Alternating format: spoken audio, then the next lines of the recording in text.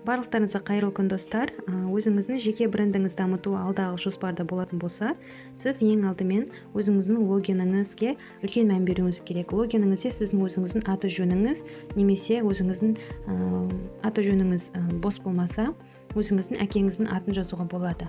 Бұл жерде айгерім.official 1997 деп тұр. Бұл өте үлкен қате логин. Сондықтан бұны түзету үшін редактировать профиль дегенге барамыз. Одан кейін бұл жерде username деген жазудың қасына, мысалы сіздің есіміңіз Роза дейік, иә? Роза деп, оны осына нижний подчеркивание арқылы немесе нүкте арқылы осылай етіп ортасын бөлуге болады. Мен нижний подчеркивание саламын. Мысалы Саят дейік, иә? Саятова Роза болатын болса, сіздің фамилияңыз бен атыңыз Роза Саят деп жазайық. Міне осылай етіп біздер галочканы басып өзіміздің логинімізді түзеп қойдық. Енді бұл жердегі үлкен қателік бұл подписки бөлімі. Подписки бөліміндегі 404 подписки тұр.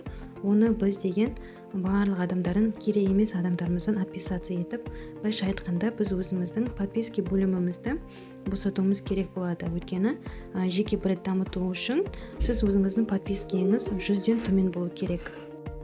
Бұл видео арқылы сіз өзіңіздің аты жөніңізді қалай өзгертуге болады деген сияқты етіп, сонымен қатар жеке бренд дамытқыңыз келсе, қандай дұрыс есім қою керек екеніңізді білдіңіз. Енді келесі сабақта подписки бөлімі және де шапка толтыруды дұрыстап тұрып үйренетін боламыз. Если бұл видео сізге ұнаса, міндетті түрде лайк қойып, комментарий жазып, түсінбесеңіз сұрап, сонымен қатар подписаться етуді ұмытпаңыз.